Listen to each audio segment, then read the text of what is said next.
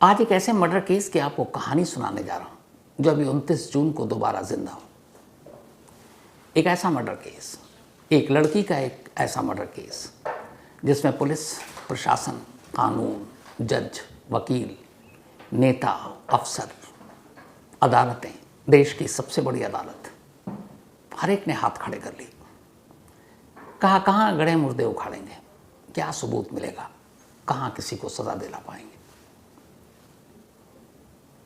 लेकिन ये वो मर्डर केस है जिसने 90 के दशक में पूरे कश्मीर और कश्मीर का चेहरा बदल कर रख दिया था। इस एक मर्डर केस ने उस वक्त जिस आतंकवाद का जन्म हुआ था, जो पाकिस्तान से सपोर्टेड था कश्मीर के अंदर, उसका सबसे खौफनाक चेहरा दिखाया था। 1989 आते आते कश्मीर में एक बार फिर उथल पुथल शुरू हो चुका था और उसकी वजह ये थी कि पाकिस्तान कश्मीर में फिर से गड़बड़ कर रहा था, अपने आतंकवादियों को भेज रहा था या फिर कश्मीर के नौजवानों को गुमराह कर रहा था और बस ये चाहता था कि कश्मीर में उथल पुथल हो और कश्मीर के लोग ही पाकिस्तान के सपोर्ट में आए, टेररिज्म फैले और फिर पाकिस्तान कश्मीर को अपने कब्जे में इसी सूरत में ले ले। इन सब की शुरुआत हो चुकी थी 1989 में और ये वही दौर था जब आतंकवादियों ने एक ऐलान किया था कि जितने भी कश्मीरी पंडित हैं वो घाटी छोड़ दें, नहीं तो मारे जाएंगे। इस आतंकवाद के पनपने के दौरान एक दूसरी कहानी लिखी जा रही थी जम्मू कश्मीर के अनंतनाग ज़िले के काजीबाग में एक भट्ट परिवार रहा करता था। इस परिवार के मुखिया थे शंभुनाथ भट्ट, जो एक टीचर थे पेशे से। मिडिल क्लास फैमिली, हंसी खुशी कश्मीर में रह रहे थे। इनकी 2 बेटियां थीं। बड़ी बेटी का नाम सरला भट्ट, पढ़ने लिखने में बेहद होशियार बचपन से ही, और उसके अंदर एक और शौक था, वो बड़ी होकर लोगों की सेवा करना चाहती थी। चुलबुली, खुशमिजाज, चंचल सरला भट्ट। थ्रू आउट उसने अपनी पढ़ाई में हमेशा अच्छे नंबर लाए। फिर उसने इंग्लिश में ग्रेजुएशन किया। इसके बाद उसने नर्सिंग का कोर्स किया। पौधों से बहुत प्यार था। पौधे मर जाएं या कोई तोड़ दे तो वो फिर अपना आपा खो देती थी। तो जिस लड़की को पौधों से इतना प्यार हो, इंसान से कितना प्यार होगा। सरला भट्ट इसी सेवा भाव के साथ उसने कहा कि नहीं, मैं नर्सिंग का कोर्स करूंगी और लोगों की मदद करूंगी, सेवा करूंगी। इसके बाद उसने एग्ज़ाम दिया। चूँकि तेज़ थी पढ़ने लिखने में, उसे एक शानदार नौकरी मिली एक रेपुटेटेड हॉस्पिटल में। उस दौर में श्रीनगर में शेर Kashmir institute of medical science यानी स्किम्स में नौकरी पाना एक बड़ी बात थी। सरला भट्ट को उसकी काबिलियत के बिना पर वहाँ नौकरी मिल गई। अब सरला भट्ट श्रीनगर पहुँच चुकी थी। श्रीनगर आने के बाद अब वो अपना काम कर रही थी, बहुत खुश थी। वो जो चाहती थी उसे मिल चुका था। लेकिन उसी के साथ साथ वक्त करवट ले रहा था। वो जो धरती पर जन्नत जिसे कहते हैं कश्मीर, उसे पड़ोसी की नज़र लग चुकी थी। अब वहाँ बम बारूद, गोली, लोगों को मारना और ख़ास तौर पर उन आतंकवादियों के जो निशाने पर थे वो या तो पुलिस थे, सरकारी लोग थे या फिर कश्मीरी पंडित थे, और वो बस जहाँ तहाँ खून बहा रहे थे। इस दौरान में एक पोस्टर छपता है श्रीनगर में, और ये पोस्टर की कहानी बहुत आम है। रातों रात ये पोस्टर हर जगह पर दीवार पर लगी हुई थी और इस पोस्टर पर यह लिखा था कि या तो यहाँ से निकल जाओ या मरने के लिए तैयार रहो। और ये पोस्टर कश्मीरी पंडितों के लिए था। बहुत सारे कश्मीरी पंडित तब मिलजुल कर वहाँ पर रहा करते थे। लेकिन अब आतंकवादियों को पहली जो खाई पाटनी थी वो यही थी कि हिंदू मुस्लिम करो। तो उन्होंने कश्मीरी पंडित को कहा कि आप लोग यहाँ से निकल जाओ। और उस वक्त 1989-90 में कश्मीर में एक ही मिलिटेंट ऑर्गेनाइजेशन या टेररिस्ट ग्रुप था। उसका नाम था Jammu and Kashmir liberation front, JKLF। यही सबसे ज़्यादा बदनाम था। तो जब ये पोस्टर आया, दीवारों पर लगा 90 में कि या तो यहाँ से निकल जाओ या फिर मारे जाओगे, तो हर एक को लगा था कि ये JKLF का हाथ है। लेकिन बरसों पुरानी, सदियों पुरानी भाईचारगी थी हिंदू मुस्लिमों में, लगा कुछ नहीं होगा। लेकिन उनके इरादे बड़े ख़तरनाक थे। जब ये पोस्टर छपा और बहुत सारे लोग मारे गए, बहुत सारे कश्मीरी पंडित मारे गए, तब भट्ट परिवार के जो मुखिया हैं उनसे उनके भाई ने कहा भी कि अब ये रहने लायक जगह नहीं है, जान खतरे में है, चलते हैं जम्मू। सरला भट्ट के पिता ने भी कहा चलते हैं, लेकिन सरला भट्ट इधर श्रीनगर में नौकरी कर रही है स्किम्स में, और वहीं हॉस्टल में उसे रूम मिल चुका है, वहीं रहती है, सेवा करने में उसे मज़ा आ रहा है क्योंकि वही चाहती थी। उसने कहा ये अपना घर है, अपनी ज़मीन है, इसे छोड़कर कहाँ जाएंगे। चाचा को खतरे का अंदाज़ा था। एक दिन चाचा अपना 3 मंजिला घर अनंतनाग में छोड़कर जम्मू चले गए। उन्होंने अपने भाई से भी कहा कि तुम भी परिवार के साथ चलो। उन्होंने कहा अभी सरला ने कहा है कि थोड़ा इंतज़ार करो, ये अपना घर है, कहाँ जाएंगे। और सरला कहे कि नहीं नौकरी है, तो कैसे छोड़कर वहाँ से जम्मू कश्मीर चले जाएं।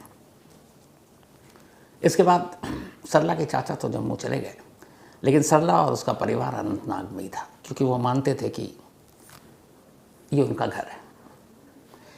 इधर आतंकवाद अपने पांव पसार रहा था, तभी वो मनहूस रात आती है 15 अप्रैल 1990, 15 अप्रैल 1990। कुछ हथियारबंद लोग इसी हॉस्टल में जिसमें सरला रहती थी घुस जाते हैं। शायद उन्हें पता था कि उनका टारगेट कौन है, क्योंकि वो और किसी कमरे में नहीं जाते। वो तमाम बंदूकधारी सीधे सरला भट्ट के कमरे में जाते हैं। सरला भट्ट को अपनी बंदूक की नोक पर उठाते हैं, लेकर चले जाते हैं। कई चश्मदीदों ने देखा और सबको एहसास था कि ये टेररिस्ट है। इसके बाद अगले 4 दिनों तक सरला भट्ट की कोई खबर नहीं मिलती।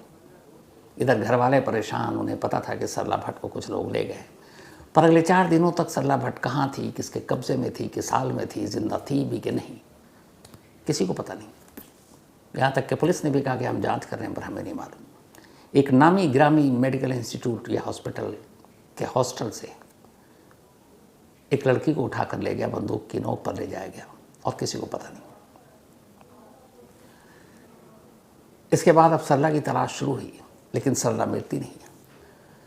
उधर घर वाले परेशान हैं, तमाम बातें सोच रहे हैं, क्या होगा, क्या हुआ होगा। तभी 4 दिन के बाद 15 अप्रैल 1990 को सरला को उठाया गया था। 19 अप्रैल 1990 यही वो तारीख थी, बल्कि 19 अप्रैल 1990 श्रीनगर के मालाबाग इलाके में सड़क पर एक लावारिस लाश मिलती है। लाश एक लड़की की थी। पुलिस पहुंचती है, लाश को अपने कब्जे में लेती है। लाश की हालत ही उसके ऊपर ढाए गए जुल्म की कहानी बयान कर रही थी। चेहरा बिगड़ा हुआ था, जिस्म पर गोलियों के निशान थे, सिगरेट से दागे जाने के निशान थे, शरीर पर अनगिनत जख्म थे। लाश को अस्पताल ले जाया गया, क्योंकि सरला भट्ट की कहानी इन 4 दिनों में तब तक हर तरफ घूम रही थी। इसके बाद परिवार वाले आते हैं और उस लाश की शिनाख्त करते हैं। वो लाश सरला भट्ट की थी। सरला भट्ट को बहुत बेरहमी से मारा गया था। पोस्टमार्टम होता है तो पता चलता है उसके साथ शायद यौन शोषण भी हुआ, गोलियां मारी गई, चेहरा बिगाड़ा गया, जिस्म को सिगरेट से दागा गया। मतलब बेरहमी की इंतहा थी। पोस्टमार्टम हो जाने के बाद लाश को घर वालों को सौंपा गया, लेकिन इस दौरान एक और चीज़ हुई। पुलिस ने पहले ध्यान नहीं दिया, लेकिन फिर ख्याल आया उन्हें। जिस जगह से 19 अप्रैल 1990 को सरला की लाश मिली, जिस सड़क पर लावारिस हालत में, उस लाश के करीब कागज़ की एक पर्ची पड़ी हुई थी। पहले पुलिस को लगा यूं ही है, लेकिन किसी पुलिस वाले ने उसे उठा लिया था।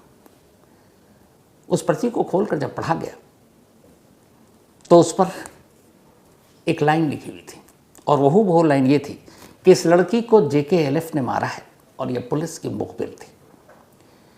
इस लाश के साथ उस पर्ची को फेंका गया था, और ये एक हैंड रिटन पर्ची थी जो हाथ से लिखी गई थी, और उस पर लिखा था कि इस लड़की को इसलिए मारा गया क्योंकि ये जम्मू कश्मीर पुलिस की मुखबिर थी।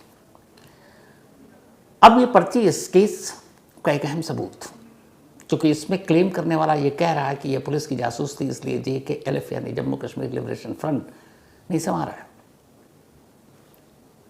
ऐसी सूरत में क्या होनी चाहिए? JKLF से जुड़े हुए जो बड़े लोग हैं उनको गिरफ्तार कर पूछताछ होनी चाहिए, पता करना चाहिए कौन लोग थे जिसने सरला भट्ट को किडनैप किया, फिर कत्ल किया। लेकिन इस पर्ची का एक उल्टा असर हो गया। असर ये कि जब सरला भट्ट की मौत की बात सामने आ गई, लाश मिल चुकी थी, और फिर ये पर्ची आई, और उस वक्त JKLF के लोग ही सबसे ज़्यादा हर तरफ कत्लेआम कर रहे थे। बाकी के बेचारे जो कश्मीरी पंडित थे वो डर गए, उन्हें लगा किसी के साथ भी कुछ हो सकता है।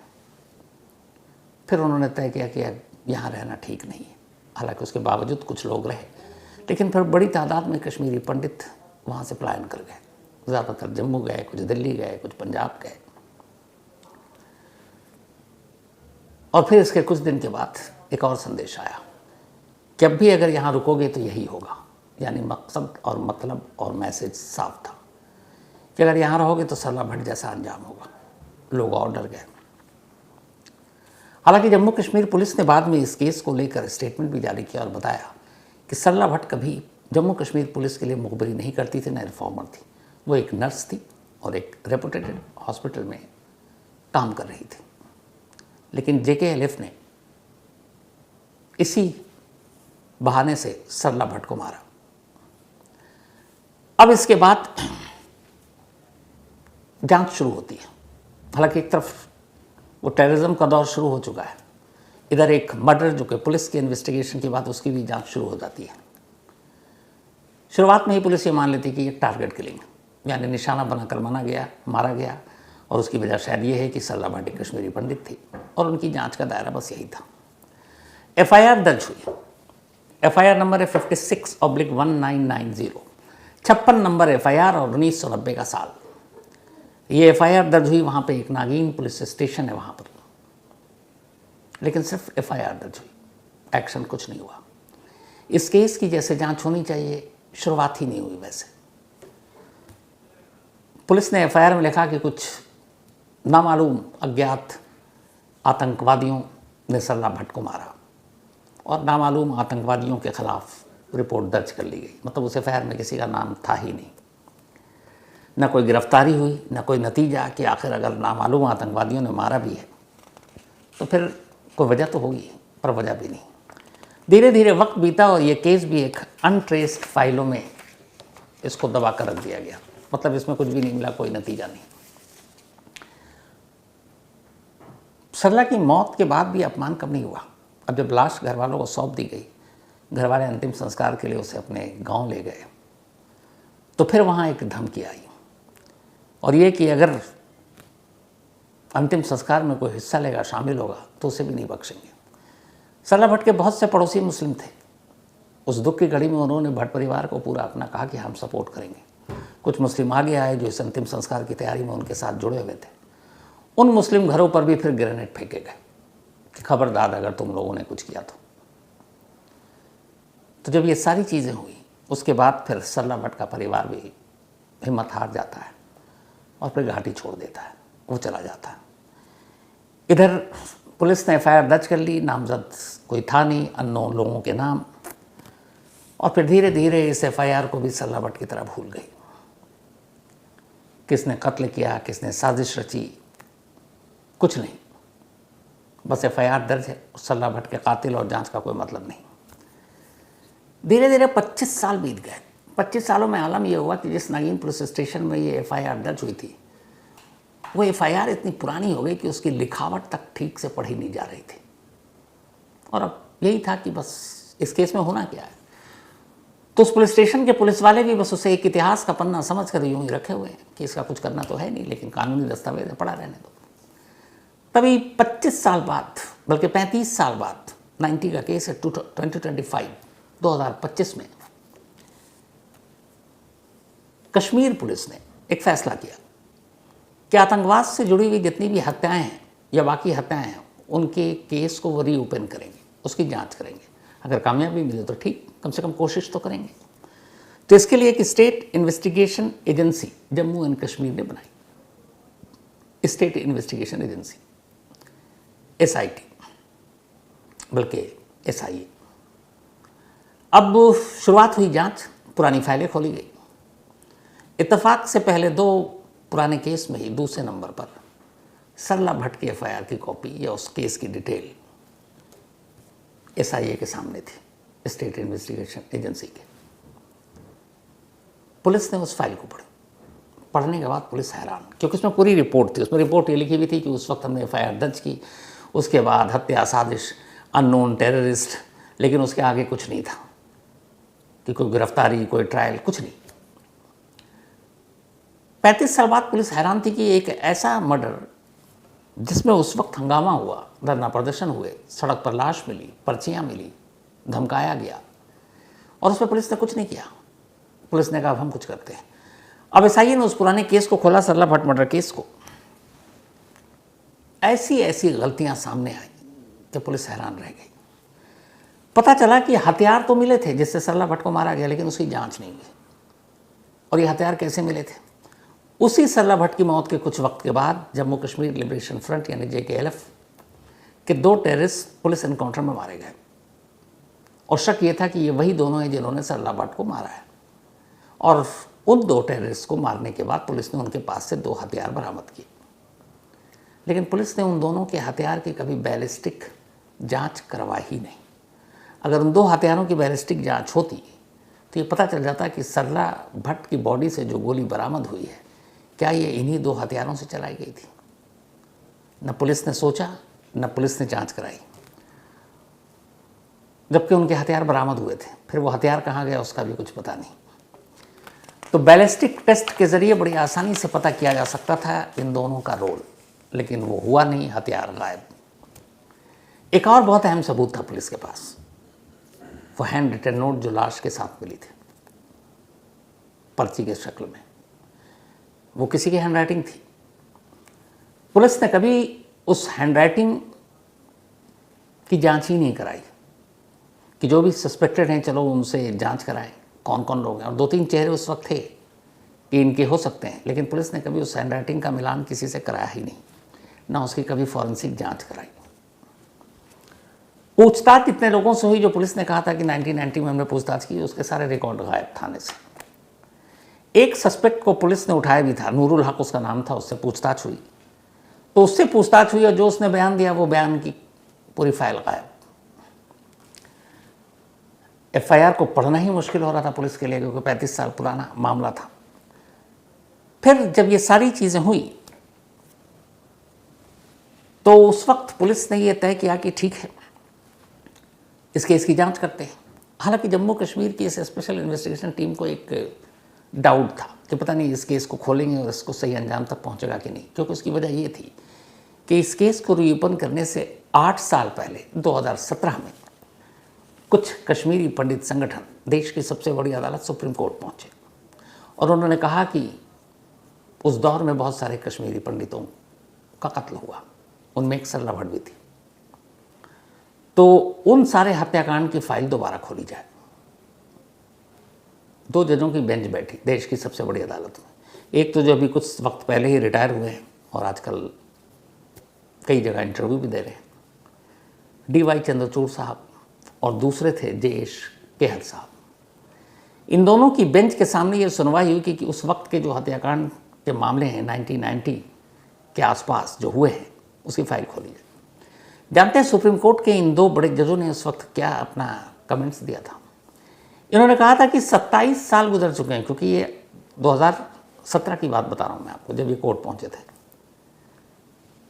अब सबूत कहाँ से मिलेगा? जब सबूत ही नहीं मिलेगा तो फिर ऐसी जांच का क्या फ़ायदा? और कश्मीरी पंडितों की पिटीशन यानी याचिका खारिज कर दी उन केस को रीओपन करने से जो 1990 के थे, ये कहकर कि इतने पुराने मामले में आप कहाँ सबूत ढूंढ रहे हैं, आप कहाँ सबूत? तो जब देश की बड़ी अदालत ने ही हाथ खड़े कर लिए कि क्या सबूत मिलेगा, कहाँ आप टाइम वेस्ट करवा रहे हैं, तो फिर पुलिस भी तो डरेगी। अब उसके भी 8 साल बाद जम्मू कश्मीर पुलिस दोबारा मामले की जांच कर रही है और उससे पता है कि देश की सबसे बड़ी अदालत 8 साल पहले ही खारिज भी कर चुकी है, तो पता नहीं वो सही कर रहे हैं कि गलत कर रहे हैं। फिर भी SIA ने तय किया कि नहीं, वो जांच करेंगे। 2025 में फाइल खुली, इसके बाद जांच शुरू हुई। मुश्किल था, बहुत सारी चीज़ें गायब थी, पर पुलिस ने उस वक्त की मीडिया की रिपोर्ट्स, उस वक्त के जो कुछ पुलिस वाले जिंदा थे, कुछ चश्मदीद, फैमिली मेंबर, इन सब से एक एक कर बात करना शुरू किया और उसकी डिटेल लेनी शुरू की। अगस्त 2025 में ये केस रीओपन हुआ था। उसका पुलिस ने अपनी पूरी जान लगाई। फिर जितने भी लोगों से बयान लिया, मीडिया की कतरनी, अखबारों की, वो सब उस वक्त की निकाली, क्योंकि तब न्यूज़ चैनल तो थे नहीं। तो फिर पुलिस को कुछ सबूत मिले जो इशारा कर रहे थे कि सरला भट्ट के कत्ल के तार कहाँ कहाँ जुड़ सकते हैं। तब स्पेशल इन्वेस्टिगेशन टीम ने 8 जगह छापे मारे सरला भट्ट मर्डर केस की जांच के दौरान, और इन 8 जगहों में से एक घर था यासीन मलिक का, जम्मू कश्मीर लिबरेशन फ्रंट के जो चीफ, तो उनके घर पर भी छापा मारा गया। अब कुछ चीज़ों की जो जांच करनी थी पुलिस को, जिसके आधार पर वो ये छापे भी मार रहे थे, बस उसके मिलान कराने थे, और उसी के बलबूते पर 35 साल पुराने केस तक के अंजाम तक उनको पहुंचाना था। अब उनके पास वैसे भी लिमिटेड चीज़ें थी। पुरानी एक एफआईआर की कॉपी थी, सरला की एक तस्वीर थी, हैंड रिटन वो नोट जो डेड बॉडी के साथ मिली, और जो उस वक्त एनकाउंटर में आतंकवादी मारे गए थे, जिनके हथियार बरामद हुए थे, जिनकी बैलिस्टिक जांच नहीं कराई गई थी, उनके रिकॉर्ड थे। अब ये चूँकि 1990 का दौर था, जब cell phone, CCTV camera, data, ये सब तो हुआ नहीं करता था। तो अब इन्हीं चीज़ों के आधार पर पुरानी पुलिस ने अपनी जांच आगे बढ़ाई। जांच आगे बढ़ाने के बाद आखिरकार जेआईए एक नतीजे पर पहुंची, और वो ये कि सरला भट्ट के मर्डर की साजिश 5 लोगों ने रची थी, और इसके पीछे 5 लोगों के नाम थे। पहला नाम यासीन मलिक का, दूसरा नाम खुर्शीद अहमद छलकू, इसके अलावा तीसरा नाम अब्दुल हमीद शेख, चौथा नाम गुलाम मोहम्मद टपलू, और 5वां नाम मोहम्मद यूसुफ सोफी। अब बड़ी मेहनत से पुलिस ने इन 5 नामों को सरला भट्ट के मर्डर केस से जोड़ा, लेकिन यहाँ पर भी अफसोस की बात देखिए कि इस वक्त यासीन मलिक तो हैं जेल के अंदर, बाकी चार में से जो एक खुर्शीद अहमद चलकू, ये पीओके यानी पाक ऑक्युपाइड कश्मीर में इस वक्त है, मतलब पाकिस्तान के अंदर है, तो हम उसे पकड़ नहीं सकते। इसके अलावा बचे बाकी 3-5 में से अब्दुल हमीद, गुलाम मोहम्मद और मोहम्मद यूसुफ, ये तीनों मर चुके हैं। 35 साल हो गए, 35 साल पुराना केस था। तो अब ले देकर एक ही बचा, यासीन मलिक। पुलिस ने अपनी जांच मुकम्मल की, और फिर अभी 29 जून को, यानी 4 दिन पहले, एक चार्जशीट दाखिल की सरला मर्डर केस में 36 साल के बाद। और इस चार्जशीट में इन 5 के नाम है कि सरला मर्डर के लिए यही लोग जिम्मेदार हैं। हालांकि 5 में से, जैसा बताया आपको, 3 मारे जा चुके हैं, एक पाकिस्तान में है, और सिर्फ एक बंदा है। इस कहानी का एक दूसरा पहलू भी है। जिस साल यानी कि 1990 में सरला भट्ट का मर्डर हुआ, उस साल 109 ऐसे लोगों को इसी तरह से मारा गया था, 109। 140 केस दर्ज हुए थे तब, और 24 में चार्जशीट हुई। उस दौर की बात बता रहा हूँ। लेकिन उन 140 केसों में से 115 मामलों में आज भी कौन कातिल है, कौन रेपिस्ट है, कौन गुनहगार है, ये पुलिस को नहीं मालूम। 140 केसेस में से 115 में नहीं मालूम, यानी सिर्फ 25 में ही पता था। हालांकि कहा जाता है कि जो मरने वालों की तादाद है, ये तो पुलिस और सरकार का फिगर इससे बहुत ज़्यादा है। तो आप अंदाज़ा लगाइए, 35 साल पहले एक लड़की, जिंदा दिल लड़की, खुशमिजाज, जो दूसरों को बिना धर्म देखे हुए सेवा करने के लिए नर्स बनती है, उसके साथ जो हैवानियत होती है, फिर जिस तरीके से कत्ल होता है, जिस तरीके से लाश मिलती है, पर्ची मिलती है, पुलिस उसके कातिल तक ही नहीं पहुंच पाती। देश की सबसे बड़ी अदालत भी हाथ खड़े कर लेती है। कहाँ आप इतने सालों बाद सबूत ढूंढोगे? लेकिन तारीफ़ करनी पड़ेगी जम्मू कश्मीर पुलिस की, जिसने कम से कम सोचा कि उन पुराने केसों को खोला जाए जिनका आज तक कोई पूछने वाला नहीं है। और अब कहीं जाकर सरला भट्ट को शायद इंसाफ मिले, लेकिन ये इंसाफ मेरी नज़र में अधूरा ही है, क्योंकि इंसाफ 35 साल बाद, और उनमें भी आलम यह कि 5 लोगों में से सिर्फ एक, 3 तो निकल लिए, एक पाकिस्तान में, उसे पकड़ कर कहाँ से लाएंगे।